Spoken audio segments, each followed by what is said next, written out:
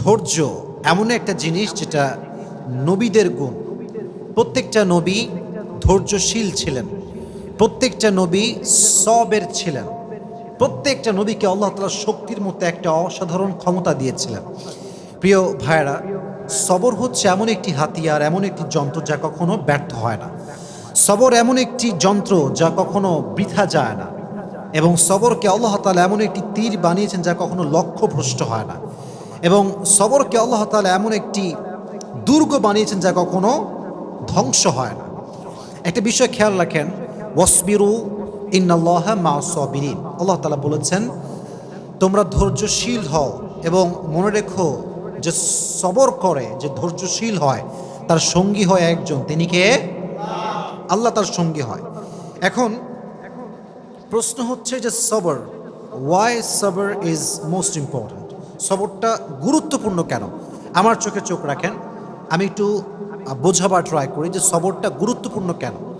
আচ্ছা, একটু ফিল করেন যে আমাদের জীবনে একটা বিপদ আসছে। হয় আমার বাবা মারা গিয়েছে, আমার জব আমি লস করে ফেলেছি, জব হারায় গেছে, অথবা আমার কোনো ইনজুরি হয়েছে, কোথাও আঘাত লেগেছে।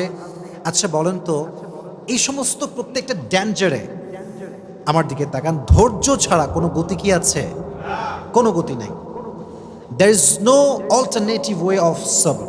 সবরের কোনো প্রকার কোনো বিকল্প রাস্তা নেই। সবর হচ্ছে মুমিনের জীবনের সফলতার সবচেয়ে বড় হাতিয়ার। তবে আমি আজকে আলোচনাটা একটু লম্বা করব, এই জন্য সবর এটা মেয়েদের জন্য জরুরি, ছেলেদের জন্য জরুরি, সবার জন্য জরুরি। কারণ পরীক্ষা শুধুমাত্র ছেলেদের জীবনেই আসে না, মেয়েদের জীবনেও পরীক্ষা আসে না নাই? একজন মেয়ে যে বিয়ে করেছে, আব্বা আম্মার ঘর সংসার সব ছেড়ে আসছে, এসে দেখছে যার জন্য সব ছেড়ে আসছে সে তার মতো না, স্বামী খারাপ। এরকম মাঝে মাঝে হয় না? তো এই যে মেয়েটার শ্বশুর বাড়ি খারাপ, শাশুড়ি খারাপ, স্বামী খারাপ, তার জীবনেও সবরের দরকার আছে না নাই? আরেকজন মেয়েকে না আপনি ভাবেন, যে মেয়েটা বিয়ে করেছে, জাস্ট মনে করেন 1 মাস হয়েছে, 1 মাস পরেই তার স্বামী মারা গিয়েছে, বিধবা হয়ে গিয়েছে। এই মেয়েটার জীবনও সবরের দরকার আছে না নাই? তার মানে লাইফের একটু গভীরভাবে ভাবলে বুঝবেন যে লাইফের প্রত্যেকটা স্টেপে স্টেপে ধৈর্যের বিকল্প কোনো রাস্তা হতে পারে। You must have to be patient. In every kind of situation, you must have to be patient. যতটা কষ্ট আসুক না কেন, ধৈর্য আমরা হারাবো না। রাজি আছেন তো ইনশাআল্লাহ? আচ্ছা, আমি কোরআন থেকে কিছু এক্সাম্পল দিব ধৈর্য কাকে বলে, নবীদের ধৈর্য কেমন ছিল, এবং আমি হাদিস থেকেও কিছু এক্সাম্পল দিব যে কিভাবে আমরা ধৈর্যশীল হতে পারি। এবং মহিয়সী নারী যারা ছিল, যেমন আম্মা জান আয়েশা রাদিয়াল্লাহু তাআলা আনহা, এবং নবীজির ফার্স্ট ওয়াইফ যিনি ডিভোর্সি ছিলেন, তিনি হচ্ছেন খাদিজাতুল কুবরা রাদিয়াল্লাহু তাআলা আনহা, যাকে নবীজি বিয়ে করেছিলেন কত বছর বয়সে বলতে পারবেন? 40 বছর। কত বছর? তার জীবন থেকে আমরা সবরের শিক্ষা কেমন করে নিতে পারি? আয়েশা রাদিয়াল্লাহু তাআলা আনহার জীবন থেকে আমরা সবরের শিক্ষা কেমন করে নিতে পারি? আমরা এখান থেকে শিক্ষা গ্রহণ করার ট্রাই করবো। সকলে বলেন ইনশাআল্লাহ। আচ্ছা, ফর এন এক্সাম্পল, মনে করেন কেউ আপনাকে অপবাদ দিয়েছে, আপনি কাজটা করেন নাই, আপনি এই ক্রাইমটা করেন নাই, তাও মানুষ আপনাকে ব্লেম করছে। আপনার কোনো হারাম অ্যাফেয়ার নাই, মানুষ আপনাকে ব্লেম করছে যে আপনার একটা হারাম অ্যাফেয়ার আছে। এটাকে আমরা বাংলাতে বলি অপবাদ। আমরা বলি কি? অপবাদ বা তহমত। আমি যেটা করি না সেটা মানুষ আমাকে মনে করে এবং আমাকে ব্লেম করে, এটার নাম হচ্ছে অপবাদ। আমি জাস্ট ছোট্ট একটা হাদিস বলবো। আগে প্রশ্ন করি, নবীজির একজন কুমারী স্ত্রী ছিলেন, যেই একমাত্র স্ত্রী, কখনো বিয়ে করেন নাই, তার ডিভোর্স হয়নি, তার স্বামী মারা যায়নি। তার নামটা কি প্রিয় ভাইয়েরা? আয়েশা রাদিয়াল্লাহু তাআলা আনহা। ছোট্ট একটা হাদিস শেয়ার করছি। নবীজির মোট স্ত্রী ছিল কয়জন বলেন তো? 11 জন। জোরে বলেন কয়জন? 11 জন। 11 জন স্ত্রীকে নবীজি ঘুরতে নিয়ে যেতেন। তবে এটা একটা সিস্টেম ছিল, লটারি সিস্টেম। নবীজি একটা বাক্সে সবার নাম লিখে রাখতেন, যার নামটা উঠতো তাকে নবীজি ঘুরতে নিয়ে যেতেন। সুবহানাল্লাহ পড়ে। What an amazing system. যার নাম উঠতো তাকে নবীজি নিয়ে ঘুরতে যেতেন। তো একবার নবীজি লটারি করলেন, একটু মনোযোগ দিয়ে শুনতে হবে। লটারি করার পরে আম্মা জানা আয়েশা রাদিয়াল্লাহু তাআলা আনহার নামটা লটারিতে উঠল, নবীজি ঘুরতে নিয়ে গেলেন। এটা একটু লম্বা স্টোরি, বাট আপনাকে মনোযোগ দিয়ে শুনতে হবে, কারণ এখানে একটা অনেক বড় সবরের শিক্ষা আছে। সেই যুগে ঘুরতে যাওয়া হতো মেয়েদেরকে নিয়ে, ওয়াইফদেরকে নিয়ে। এটাকে বলা হতো হাউদাজ, আমরা বলি এটাকে পালকি। আগের যুগে বিয়ে হতো কিসে করে? পালকিতে করে। হাউদাজ এটাকে আমরা আরবিতে বলি পালকি। পালকিতে চড়ে বিয়ে হতো, হতো না? আগের যুগে এটা সিস্টেম ছিল। তো তখনকার যুগে এভাবে পালকিতে চড়ে ঘুরতে নিয়ে যাওয়া হতো। তো আম্মা জান আয়েশা রাদিয়াল্লাহু তাআলা আনহাকে পালকিতে চড়ে নিয়ে যাওয়া হচ্ছে ঘোরার জন্য। তো যখন কাম ব্যাক করবে বাসার দিকে, এক্স্যাক্টলি ওই সময় এসে আম্মা জান আয়েশা রাদিয়াল্লাহু তাআলা আনহার প্রকৃতির চাপে তিনি প্রকৃতির ডাকে সাড়া দেওয়ার জন্য বের হন, মানে পালকি থেকে নামেন। যেটা হয় সেটা হচ্ছে পালকি থেকে নামার পরে উনি একটু দূরে যান প্রকৃতির ডাকে সাড়া দেওয়ার জন্য। এখন মজার বিষয় হচ্ছে আম্মা জান আয়েশা রাদিয়াল্লাহু তাআলা আনহা ছিলেন, she was slim, she was not fat. উনি খুব চিকন ছিলেন, মোটা ছিলেন না, চিকন ছিলেন। চিকন মানুষ কোথাও উঠলেও বোঝা যায় না, নামলেও বোঝা যায় না, কারণ সে স্লিম বডি বিলং করে। মোটারা কোথাও উঠলে দেখবেন মাঝে মাঝে মোটারা রিকশায় উঠলে রিকশার জায়গায় থাকে না বসা। তো এটা হচ্ছে বডির ডিফারেন্স। তো কি হলো, উনি যখন প্রকৃতিটাকে সাড়া দেওয়ার জন্য গেছেন, যেই সাহাবি পালকিটা টানছিল, পালকিটা নিয়ে যাচ্ছিল, ওই সাহাবি বোঝে নাই যে আসলেই আম্মা জান আয়েশা উঠেছেন নাকি উঠেন নাই। যেহেতু উনি স্লিম ছিলেন, উঠলেও যা, না উঠলেও উনি নিয়ে চলে আসছে। আম্মা জান আয়েশা রাদিয়াল্লাহু তাআলা আনহা যখন প্রকৃতির ডাকে সাড়া দিয়ে ফিরে আসেন, দেখছেন পালকি নাই। পালকি কোথায়? পালকি আর নাই, পালকি চলে গিয়েছে, কারণ সে ভেবেছে এখানে আয়েশা রাদিয়াল্লাহু তাআলা আনহা আছেন। তো উনি যখন ফিরে আসলেন, দেখলেন পালকি নেই, তখন উনি খুব সবরের সাথে অপেক্ষা করলেন। যখন দেখলেন অপেক্ষা করেও আসছে না, তখন তিনি কি করলেন জানেন? সুন্দর করে মরুভূমিতে শুয়ে পড়লেন চাদর মুড়ি দিয়ে। চাদর মুড়ি দিয়ে শুয়ে পড়লেন। অনেক লম্বা স্টোরি, আমি প্রেসাইজলি বলছি, but there is a lesson, very important lesson, অনেক গুরুত্বপূর্ণ একটা শিক্ষা আছে। তো যখন নবীজি দেখলেন যে আয়েশা নেই রাদিয়াল্লাহু তাআলা আনহা, উনি একজন সাহাবীকে লস্ট অ্যান্ড ফাউন্ডের দায়িত্ব দিয়েছিলেন, যে কে হারাচ্ছে, কে সফরে আছে, কে নেই, এটা খোঁজাখুঁজির জন্য। যেমন যদি আপনারা কখনো পিকনিকে যান, দেখবেন যে একজন লোক থাকে যে মাইক নিয়ে ডাকে, অমুকে আসছে কিনা, অমুকে বাসে উঠেছে কিনা। এরকম পিকনিকে হয় কি হয় না? হয়। ডাকে, কোথায় কে আছো, কে মিসিং আছো, বের হয়ে আসো। তো যেই সাহাবীকে নবীজি দায়িত্ব দিয়েছিলেন তার নাম হচ্ছে আব্দুল্লাহ ইবনে মুআত্তাল। আব্দুল্লাহ ইবনে মুআত্তাল রাদিয়াল্লাহু তাআলা আনহু। উনি এবার আয়েশা রাদিয়াল্লাহু তাআলা আনহাকে খোঁজা শুরু করলেন। খুঁজতে খুঁজতে তিনি দেখতে পেলেন আয়েশা রাদিয়াল্লাহু তাআলা আনহা মরুভূমির মাঝখানে চাদর মুড়ি দিয়ে শুয়ে আছেন। উনি বুঝতে পারেন এটাই আয়েশা রাদিয়াল্লাহু তাআলা আনহা। উনি ডাকলেন না, গিয়ে কথা বললেন না, চুপচাপ দাঁড়িয়ে থাকলেন। যখন আয়েশা টের পেল যে এখানে কেউ এসেছে আমাকে নেওয়ার জন্য, উনি চলে আসলেন। এবার তাকে নিয়ে সে ফিরে আসলো নবীজির কাছে। কিন্তু যেহেতু সফরে সবাই ফিরে গিয়েছে বাসাতে, আর সর্বশেষ আব্দুল্লাহ ইবনে মুআত্তাল আম্মা জান আয়েশাকে নিয়ে ফিরে এসেছেন, মুনাফিকদের সর্দার আব্দুল্লাহ ইবনে সালুল সুযোগ পেয়ে গেল। কি সুযোগ? এবার সে ব্লেম শুরু করলো যে আয়েশার সঙ্গে এই সাহাবীর একটা জেনার সম্পর্ক আছে। সকলে বলেন নাউজুবিল্লাহ। পৃথিবীর সবচাইতে সতীত্ববান নারীর উপরে জেনার ব্লেম, কত বড় মারাত্মক জঘন্য অপরাধের ব্লেম। আপনি চিন্তা করতে পারেন কার ব্যাপারে? আপনার ব্যাপারে নয়, আমার ব্যাপারে নয়, সবচেয়ে সতীত্ববান নারী আয়েশা রাদিয়াল্লাহু তাআলা আনহার ব্যাপারে ব্লেম করা হলো যে সে এই সাহাবীর সঙ্গে ওই মরুভূমি থেকে আসার সময় খারাপ কাজ করেছে, অন্যায় করেছে, জেনা করেছে। কিন্তু বিষয়টা আয়েশা জানতেন না যে আমার বিষয়ে এই ব্লেমটা করা হয়েছে। কিন্তু উনি ফিল করলেন যে প্রিয় নবীজি আমাকে আগে যেমন আদর করতেন এখন আর তেমন আদর করেন না, আগে যেমন ভালোবাসতেন এখন তেমন আর ভালোবাসেন না। এটা তিনি ফিল করতে শুরু করেন, but she had no idea যে আমাকে এরকম একটা ব্লেম করা হয়েছে। তো একটা সময় গিয়ে আয়েশা রাদিয়াল্লাহু তাআলা আনহা বাবার বাসায় আসলেন। বাবার বাসায় যখন আসছে তখন আশেপাশের লোক বলতে শুরু করছে, আয়েশা তোমার নামে তো এরকম গুজব ছড়ানো হচ্ছে, তুমি নাকি অমুক সাহাবীর সঙ্গে এই সম্পর্ক করেছিলা সফর থেকে ফিরে আসার সময়। এটা শুনে আয়েশা রাদিয়াল্লাহু তাআলা আনহা just she was shocked and thunder. এটা কেমন কথা, কত বড় মিথ্যা অপবাদ আমার উপরে। কিন্তু দেখেন, পৃথিবীর নির্মম বাস্তবতা হচ্ছে কষ্টে পড়লে বোঝা যায় যে কে আপন কে পর। কষ্ট বিপদ হচ্ছে এমন একটা জিনিস যেটা মানুষকে চিনিয়ে দেয় যে কে আমার আপন কে আমার পর। আমার যখন খুব কষ্ট আসে, খুব বিপদ আসে, আমার একদিক থেকে খুব ভালো লাগে যে আমি আমার আপন মানুষ চিনছি।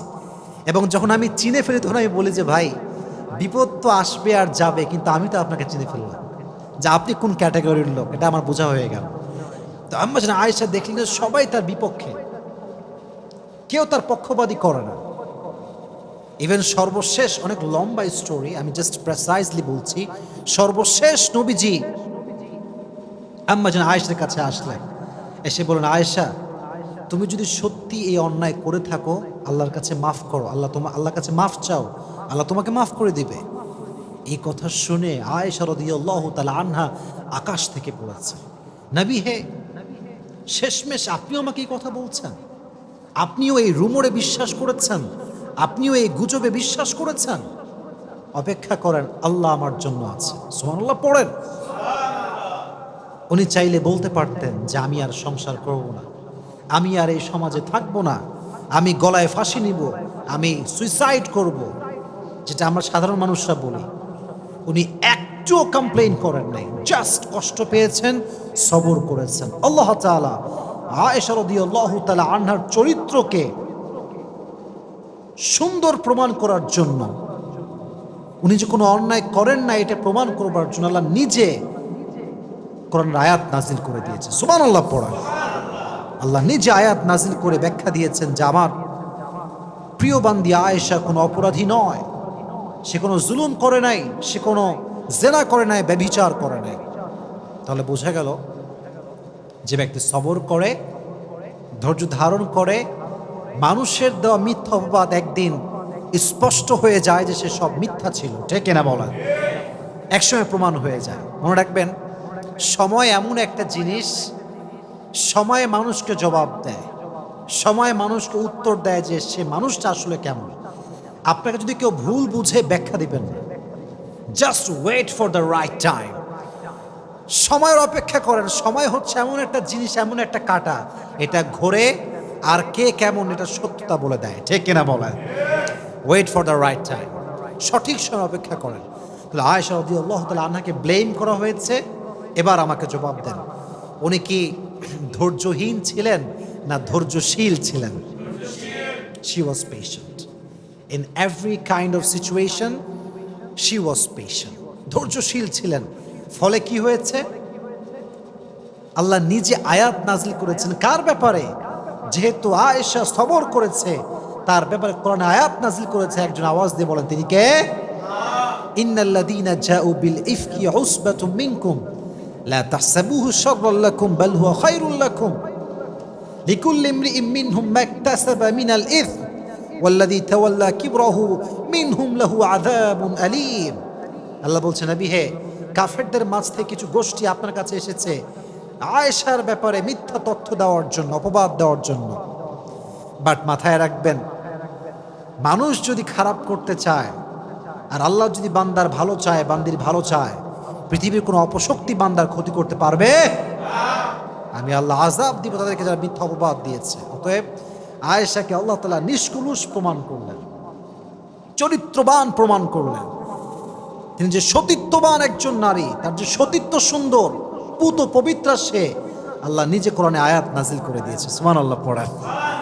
তাহলে এখান থেকে বোঝা গেল কেউ ব্লেম করলে, অপবাদ করলে সবরের পরিচয় দেওয়ার দরকারটা আছে না নাই? আচ্ছা, আরেকটা হাদিস থেকে বলি, আমি আগেই প্রশ্ন করেছিলাম, আমি আবার রিপিট করছি। নবীজির ফার্স্ট ওয়াইফ কে ছিল? প্রথম বউ খাদিজাতুল কুবরা রাদিয়াল্লাহু তাআলা আনহা। বলেন নাম ছিল কি? আরো জোরে বলেন, নাম ছিল কি?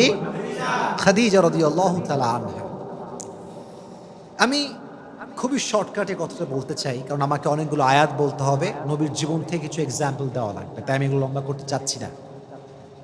মনে রাখবেন, জীবনের কেউ হারিয়ে যাওয়া, এটা হারিয়ে যাওয়া নয়, এটা রবের পক্ষ থেকে পেগাম যে তোমার জন্য এর চাইতে বেটার অপশন আছে। সুবহানাল্লাহ পড়েন।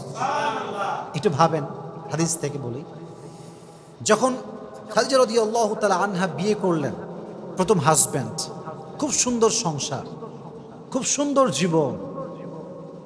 খাদিজা ভাবতে শুরু করেছিলেন যে এর মতো উত্তম জীবন সঙ্গী আমার জীবন আর কেউ আসতেই পারে না। He is the best person that I have ever seen in my life. এর চাইতে বেটার অপশন কে হতে পারে? হঠাৎ করে সে মারা গেল। প্রথম হাজব্যান্ড জাস্ট শেষ, মুহূর্তেই শেষ। যখন মারা গেল প্রথম হাজব্যান্ড, খাদিজাতুল কুবরা রাদিয়াল্লাহু তাআলা আনহা ভেঙে পড়লেন। সবর হারায়নি। ভেঙে যাওয়া মানে সবর হারানো নয়। আপনি তো ভাঙবেন, কারণ আপনি মানুষ, বাট ভেঙে যাওয়ার পরেও যদি আপনি আবার দাঁড়াতে পারেন তাহলে আপনি ধৈর্যশীল, ঠিক কিনা বলেন? তো উনি ভেঙে পড়লেন, বাট সবর হারান নাই, ধৈর্য হারান নাই। সেকেন্ড টাইম আবার বিয়ে করলেন।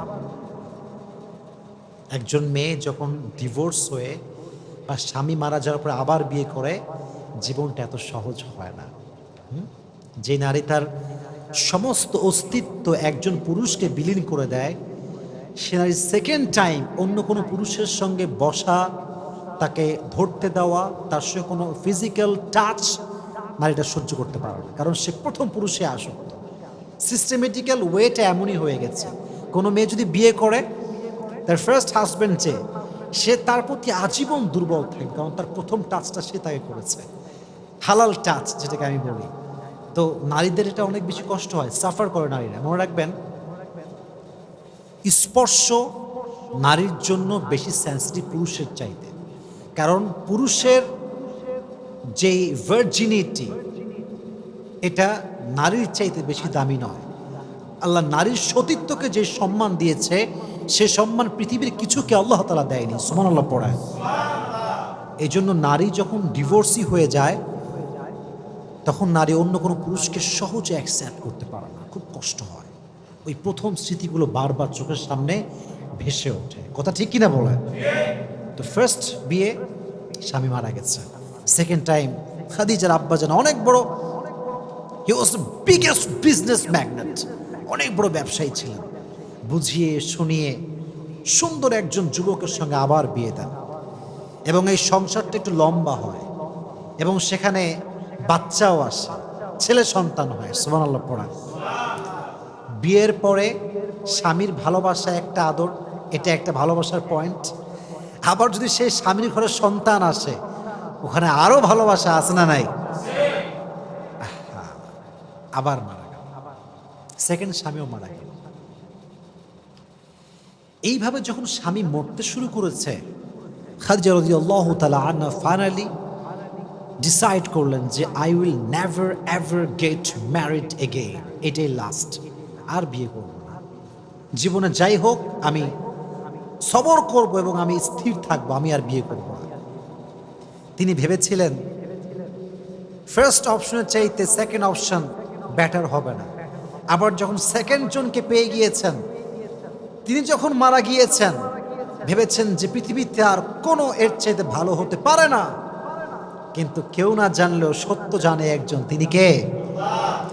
ধৈর্যশীল ছিলেন, সবর করেছেন, নিয়ত করেছেন বিয়ে করব না, বাট সবর ছিল কি ছিল না? রেজাল্ট কি হয়েছে? রেজাল্ট দেখেন, ব্যবসা করেছেন, গরিব মানুষদেরকে সহযোগিতা করেছেন, নিজেকে কাজে ব্যস্ত রেখেছেন, বিজনেস সামলেছেন। আল্লাহ তাআলা সবরের বিনিময় হিসেবে, ধৈর্যের বিনিময় হিসেবে শেষ নবীকে তার প্রথম স্বামী হিসেবে কবুল করেছে। সুবহানাল্লাহ। এটা হচ্ছে সবরের রেজাল্ট। মানে আমার কাছে এই হাদিসটা the best example, the best example. এর কারণ এই যে জেনারেশন আমরা আছি, এখানে কারোর জীবন থেকে কেউ হারায় গেলে তারে আর খুঁজেই পাওয়া যায় না। সে গাঁজা খায়, মদ খায়, তার জীবন যৌবন শেষ হয়ে যায়। মাথায় রাখবেন, কেউ চলে যাওয়ার অর্থ হচ্ছে সে চলে যায় নাই, তাকে আল্লাহ নিয়ে গেছে। আর আল্লাহ যদি কাউকে নিয়ে যায়, আল্লাহর মেসেজ হচ্ছে এইটা যে আমি ওরে নিছি, এর মানে হচ্ছে আমি তোকে এর চাইতে বেশি উত্তম দান করবো। সুবহানাল্লাহ পড়েন। তাহলে বোঝা গেল, প্রিয় মানুষ মারা যাক, হারিয়ে যাক, চলে যাক কোথাও অজানা জায়গায়, কোনো সমস্যা নেই। আমি তো সবর করেছি, আমি তো ধৈর্যশীল বান্দা। আমাকে পরীক্ষা নিচ্ছে একজন এবং এর ফলাফল দিবে একজন। আওয়াজ দিয়ে বলেন তিনি কে? So every kind of situation, in every kind of situation you must have to be patient. প্রত্যেকটা অবস্থানে আমরা ধৈর্যশীল হব। রাজি আছেন তো ইনশাআল্লাহ? আল্লাহ সবাইকে ধৈর্যশীল হওয়ার তৌফিক দান করুন। সকলে পড়া আমিন। এবার আসেন কিছু নবীদের এক্সাম্পল দেই যারা ধৈর্যের পরিচয় দিয়েছেন। আমি একটু পরীক্ষা করি আপনাদের সবাইকে, দেখি আপনারা কতটুকু ক্যাচ করতে পারেন, গ্যাস করতে পারেন। একজন নবী ছিলেন যে নবীর পুরো শরীরে পোকা ধরে গিয়েছিল, পুরো শরীরটা পোকা খেয়ে শেষ করতে যাচ্ছিল। নবীর নামটা কি ছিল? আইয়ুব আলাইহিস সালাতু ওয়াস সালাম। দীর্ঘ 12 বছর পোকা তার শরীরে ভর করেছিল। আমাদের একটু অসুখ হইলে আমরা বলি যে আয় রে মানুষ, আল্লাহ মনে হয় মানুষ পায় না, আমি একাই মনে হয় দুনিয়াতে, পৃথিবীতে মনে হয় আর কোনো মানুষই নাই, আল্লাহ খালি আমারই পায়, আমি কি দুনিয়াতে একা, আর কেউ কি নাই? 12 বছর সহ্য করেছে। পোকা উঠতে উঠতে যখন জিহবায় এসেছে, তখন আইয়ুব মুখ খুলেছে। ওয়াইয়ুবা ইয নাদা রাব্বাহু আন্নী মাসানিয়াল দুররু ওয়া আনতা আরহামুর রাহিমিন। দোয়া করার একটা সিস্টেম আছে। আমি জুমার লেকচারে বলেছিলাম, দোয়ার একটা কোয়ালিটি আছে, চাওয়ার মাঝে একটা গুণ আছে। দেখেন, উনি বলেন নাই যে আল্লাহ তুমি আমাকে এই রোগ কেন দিলা, ঠিক করে দাও, বলেন নাই। আন্নী মাসানিয়াল দুররু ওয়া আনতা আরহামুর রাহিমিন, আল্লাহ আমি তো বিপদে আছি, তুমি তো রহমান। কথার ভাঁজ দেখেন। আমি আমার আব্বাকে বলছি, আব্বা আমি সকাল থেকে খাই নাই, খাবার কিন্তু চাই নাই, আমি না খেয়েছি আর তুমি আমার আব্বা, এটা বললেই না, আব্বা বুঝে যাবে যে আমার ছেলের এখন খাবার দরকার। আইয়ুব আলাইহিস সালাতু ওয়াস সালাম হি নেভার কমপ্লেইনড। উনি বলেছেন, আল্লাহ আমি কষ্টের ভেতরে আছি আর তুমি তো রহমান, আর রহমান তো কারো কষ্ট সহ্য করতে পারে। কখন বলেছেন? যখন এই পোকা উঠতে উঠতে তার জিহবায় চলে এসেছে। আল্লাহকে বলছে, আল্লাহ পুরো শরীরটা আমার খেয়ে ফেলুক, কিন্তু যে জিহবা দিয়ে আমি তোমার জিকির করি সেটা যদি পোকা নষ্ট করে ফেলে, আমি তো তোমাকে আর ডাকতে পারবো না, তুমি আমাকে রহম করো, তুমি আমাকে রহম করো। এই সবর যে করেছে, আল্লাহ তাআলা ডাকার সঙ্গে সঙ্গে তার সমস্ত রোগকে ধূলিসাৎ করে তাকে আল্লাহ তাআলা শিফায়ে আজলা কামিলা দান করে দিয়েছে। সুবহানাল্লাহ। তাহলে বোঝা গেল, রোগ বালাই হচ্ছে ব্লেসিং, মার্সি, বারাকা ইন ইউর লাইফ। যদি মুমিনের কোথাও কোনো কাঁটাও ঢুকে যায়, এই যে আমরা কষ্ট পাই কাঁটা ঢুকলে, আল্লাহ কতটা দয়াময় দেখেন।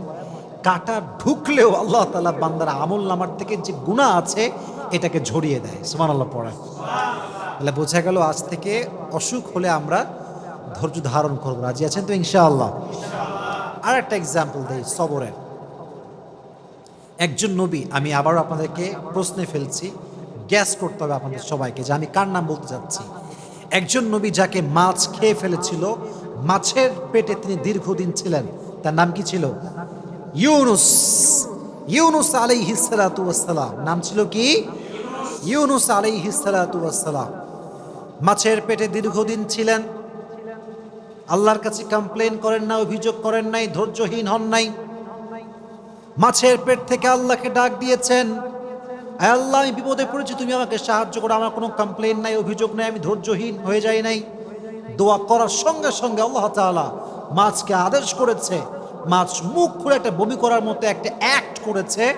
আল্লাহ তাআলা ইউনুসকে এই অ্যাক্টের মাধ্যমে, এই বমির একটা ধরনের মাধ্যমে মাছের পেট থেকে জীবিত উদ্ধার করে বের করে নিয়ে আসছে। সুবহানাল্লাহ। তাহলে বোঝা গেল, বিপদে পড়লে আপনাকে দোয়া করতে হবে, আল্লাহ আমারই পাইলো, দুনিয়াতে আর কেউ নাই, আমি মনে হয় একা, আল্লাহ কি পাইলা আমার তুমি। এটা ধৈর্যহীন হওয়ার পরিচয়। অতএব সবরও থাকবে, দোয়াও থাকবে। বলেন আমার সঙ্গে, সবরও থাকবে, সবর আছে যার সঙ্গে দোয়াও আছে যার, তার সফলতা কেউ আটকাতে পারবে না। সুবহানাল্লাহ পড়ান। আর একটা এক্সাম্পল দেয়, নবীর নাম গ্যাস করতে হবে আমাদের সবাইকে। একজন নবী যাকে আল্লাহ তাআলা ৮০ বছর পরে একটা সন্তান দিয়েছিলেন, সে নবীর নাম কি? ইব্রাহিম আলাইহিস সালাতু ওয়াস সালাম। নামটা কি? ইব্রাহিম আলাইহিস সালাতু ওয়াস সালাম। সন্তানের নাম কিছু বলতে পারবেন? ইসমাইল। নাম কি ছিল? ইসমাইল আলাইহিস সালাতু ওয়াস সালাম। সবর কাকে বলে একটু বুঝাই আপনাদেরকে, শর্টকাটে বোঝাচ্ছি। ৮০ বছর পরে একটা ছেলে হয়েছে, আল্লাহ অর্ডার করেছে যাও মাকে এবং ছেলেকে একদম মরুর প্রান্তে রেখে আসবে, যেখানে জনমানবহীন একটা জায়গা, মানুষ নাই, লোক নাই, জন নাই, রেখে আসো যাও। অর্ডার করতে দেরি, রেখে চলে আসছে সেই মরুভূমির মতো একটা জায়গায়। তো যখন চলে যাবে, বিবি হাজার চাইলে বলতে পারতেন যে আপনি কেমন স্বামী যে আমার মতো একজন অবলা নারীকে তার সন্তান সহ এক বিশাল মরুপ্রান্তে, মরুভূমিতে, জনমানবহীন একটা জায়গায় রেখে যাচ্ছেন, আপনি কেমন স্বামী? She never complained. She never ever complained like that. বলেইনি কিছু। কি বলেছে আমি জাস্ট রিপিট করছি বাংলাতে সারাংশ।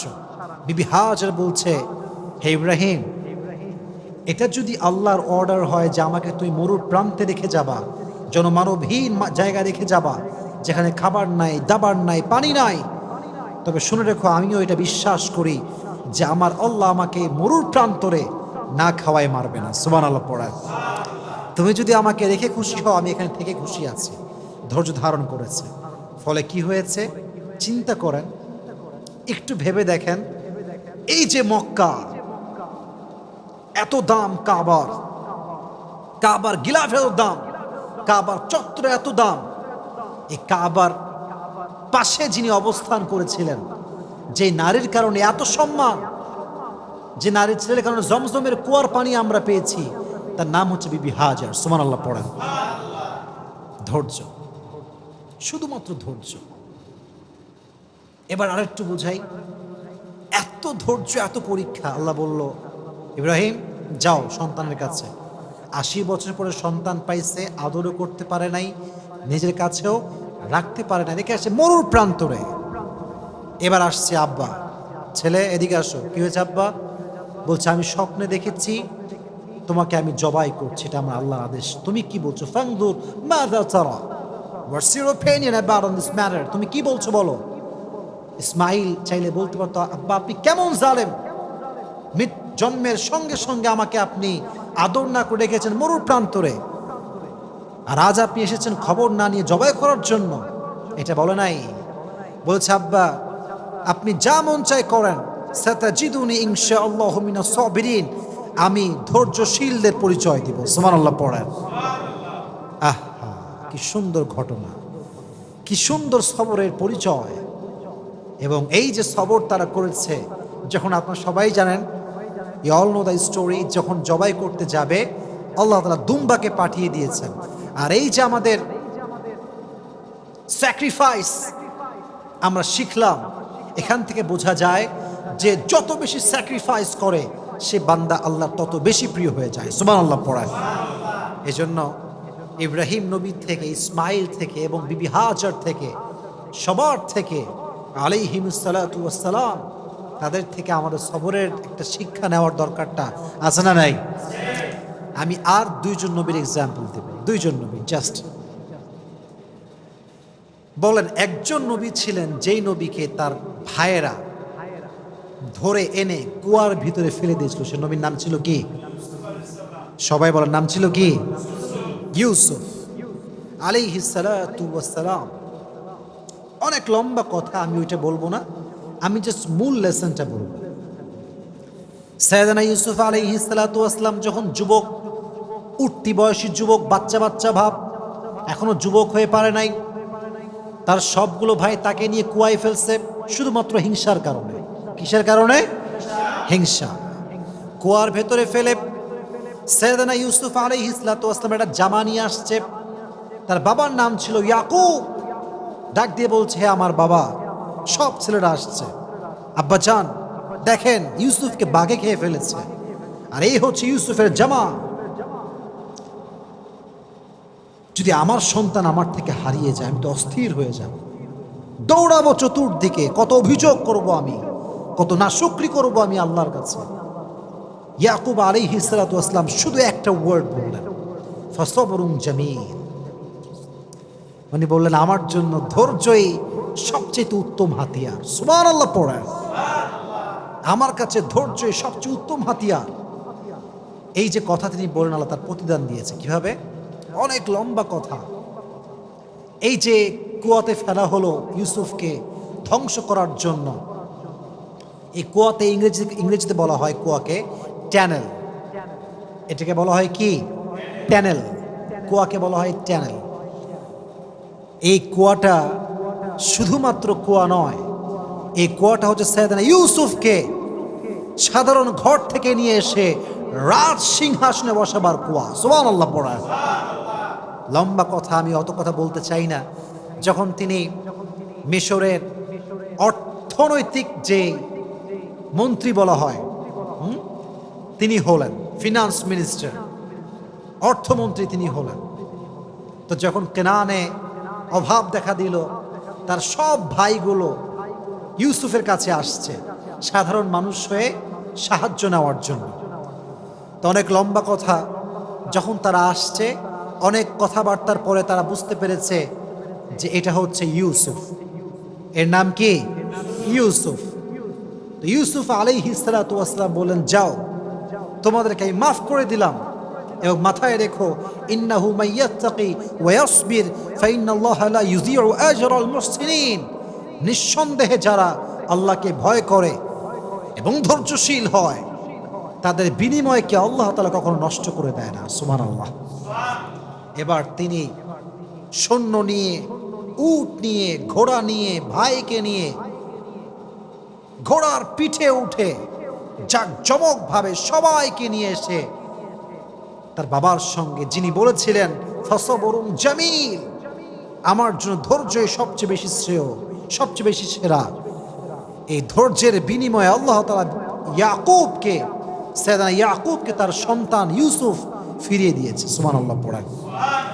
তাহলে ইউসুফ আলাইহিস সালাতু ওয়াস সালামের জীবন থেকে আমরা শিক্ষা পেলাম এটা, যে সবর ছাড়া জীবনে কোনো গতি হতে পারে। সাইয়েদনা ইয়াকুব আলাইহিস সালাতু ওয়াস সালামের জীবন থেকে আমরা এটা বুঝলাম, সবর ছাড়া জীবনে কোনো গতি হতে পারে। এবার আসুন সর্বশেষ এক্সাম্পল। পৃথিবীতে ধৈর্যের প্রতীক ছিলেন একজন মানুষ, যার উপরে ধৈর্যশীল মানুষ জীবনে আর কেউ আসে নাই, পৃথিবীতে আর কেউ আসে নাই। He was out of any kind of comparison. তিনি ছিলেন সবচেয়ে ধৈর্যশীল। ধৈর্যের ক্ষেত্রে তার কোনো তুলনা হয় না, কোনো কম্পেয়ার হয় না। তিনি হচ্ছেন সাইয়্যিদুল কাউনাইন, সাইয়্যিদুল মুরসালিন, বিশ্ব মানবতার মুক্তির দূত নবী মুহাম্মদুর রাসূলুল্লাহ সাল্লাল্লাহু আলাইহি ওয়াসাল্লাম। ধৈর্যের প্রতীক, ধৈর্যের প্রতীক ছিলেন তিনি। মারাত্মক লেভেলের ধৈর্য ছিল তার। তার ধৈর্য যে কত বেশি আপনি চিন্তা করতে পারবেন না। একজন মানুষ যার এই ছোট্ট বয়সে সে তার মাকে হারিয়েছে, যখন সে পৃথিবীতে আসে নাই তার আগে তার বাবাকে হারিয়েছে, বড় হয়ে চাচাকে পেয়েছে, চাচা মারা গিয়েছে, দাদাকে পেয়েছে, দাদা মারা গিয়েছে, মাথার উপরে বট বৃক্ষ ছিল তার স্ত্রী খাদিজা, সেও মারা গিয়েছে। একটা মানুষ আর কত হারাতে পারে? একটা মানুষের সবচেয়ে বড় জায়গায় তো হচ্ছে আব্বা এবং মা। যার জীবনে বাপ মা নাই তার জীবন তো কিছুই নাই, তার পুরো জীবনটাই তো কষ্টে ভরা। নবীজি জন্মের আগে চলে গিয়েছে বাবা, জন্মের পরে চলে গিয়েছে মা, চাচা হারায় গেছে, দাদা হারায় গেছে, বিয়ে করেছে নিজের স্ত্রী খাদিজা, যে সমস্ত সম্পত্তি নবীর পায়ের সামনে বিলীন করে দিয়েছে ইসলামের জন্য, সেও মারা গিয়েছে। নবী কখনো আল্লাহর কাছে অভিযোগ করেন না যে আল্লাহ আমি তো তোমার নবী, তুমি তো আমার আল্লাহ তুমি আমাকে কেন কষ্ট দিচ্ছ? নবীজি কমপ্লেন করেন নাই, সবরের পরিচয় দিয়েছে। He was patient in every kind of situation. কখনো কমপ্লেন করেন না, অভিযোগ করেন নাই, প্রতিটা মুহূর্তে ধৈর্যশীল ছিলেন তিনি। তায়েফের ময়দানে যখন নবীজি দাওয়াত দেওয়ার জন্য গেলেন কাফেরদেরকে, সবাই আপনারা ঘটনা জানেন, তা দাওয়াত অ্যাকসেপ্ট করলো না। নবীজি প্রায় কয়েকশো কিলোমিটার রাস্তা পাড়ি দিয়ে আসছেন, ক্লান্ত মানুষ। উনি বললেন, তায়েফবাসী শোনো, তোমরা যেহেতু আমার দাওয়াত গ্রহণ করলে না, তোমাদের কাছে আমার অনুরোধ, তোমরা মক্কায় খবরটা ছড়িয়ে দিও না। যদি মক্কার কাফেররা জানতে পারে তাহলে আমাকে জুলুম করবে। কাফেররা কে কার কথা শোনে? নবীজি বের হওয়ার আগে কাফেররা মক্কায় খবর পৌঁছে দিল যে মুহাম্মদ মক্কার থেকে এখানে তায়েফের জমিনে দাওয়াত দেওয়ার জন্য আসছে, আমাদেরকে কবুল করে না এই দাওয়াত। সব তায়েফের দুষ্টু ছেলে পেলে বাচ্চাদেরকে নবীজির পেছনে লেলিয়ে দিয়েছে, যাও তোমরা মুহাম্মদকে পাথরের আঘাত করো, বৃষ্টির মতো পাথরকে তোমরা বর্ষণ করো। আমি যখন রেলগেটে যাই, আমি জাস্ট এটা ফিল করি। রেলগেটে দেখবেন যে প্রত্যেকটা রেল লাইনের মাঝখানে এরকম বড় বড় পাথর থাকে, দেখছেন আপনারা সবাই, এরকম শক্ত শক্ত পাথর। আমি জাস্ট এটা ফিল করি, যদি এই পাথরটা তুলে আমি আসিফকে কেউ আঘাত করে আমার কি হবে?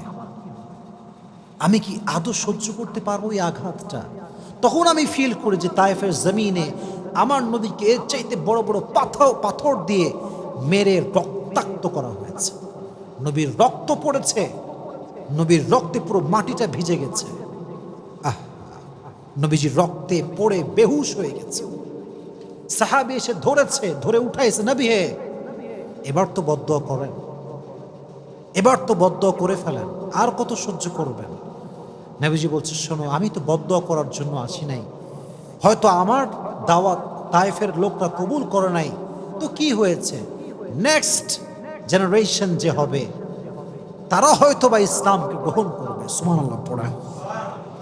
পাথরের আঘাত খেয়ে রক্তাক্ত হয়ে গিয়েছে, ধৈর্য হারায়নি, শক্তি হারায়নি, জুলুমের শিকার হয়েছে, কাউকে বদদুয়া করে নাই, সর্বাবস্থায় ধৈর্যের পরিচয় দিয়েছিলেন, সর্বাবস্থায় দিয়েছেন। আজকে আমাদের অভাব আসলে আমরা কত কথা বলি, টাকা নাই, আমার কাছে এইটা নাই, এইটা নাই, I don't have anything, just complain. আছে কিন্তু সব, শুকরিয়া নাই। যার শুকরিয়া যত বেশি তার নিয়ামত তত, যার অশুকরিয়া, যার নাশুকরিয়া যত বেশি তার নিয়ামত তত বেশি কম। ঠিক না বলা? ধৈর্যশীল হতে হবে, সবের হতে হবে, এবং শাকের অর্থাৎ গ্রেটফুল, শুকর গুজার হতে হবে, কৃতজ্ঞ বোধ হতে হবে। আল্লাহ তুমি আমাকে যা দিয়েছো, what ever I have, I am happy with that. আমি আলহামদুলিল্লাহ খুশি আছি। আমার বাড়ি নাই তাও খুশি, আমার গাড়ি নাই তাও খুশি। আল্লাহ তুমি জাস্ট আমার হলেই আমার চলবে ইনশাআল্লাহ। তাহলে বোঝা গেল প্রত্যেকটা নবীর থেকে, যেমন আমরা শুনেছি আইয়ুব আলাইহিস সালাতু ওয়াস সালামের কথা, আমরা শুনেছি ইউনুস আলাইহিস সালাতু ওয়াস সালামের কথা, আমরা শুনেছি ইব্রাহিম আলাইহিস সালাতু ওয়াস সালামের কথা, আমরা শুনেছি ইয়াকুব আলাইহিস সালাতু ওয়াস সালামের কথা, আমরা শুনেছি ইসমাঈল আলাইহিস সালাতু ওয়াস সালামের কথা, আমরা শুনেছি ইউসুফ আলাইহিস সালাতু ওয়াস সালামের কথা, আমরা শুনেছি নবীর কথা, শেষ নবীর কথা। এর দ্বারা বোঝা গেল যে ধৈর্যশীল আমরা আজ থেকে আর হব না। হব কি হব না?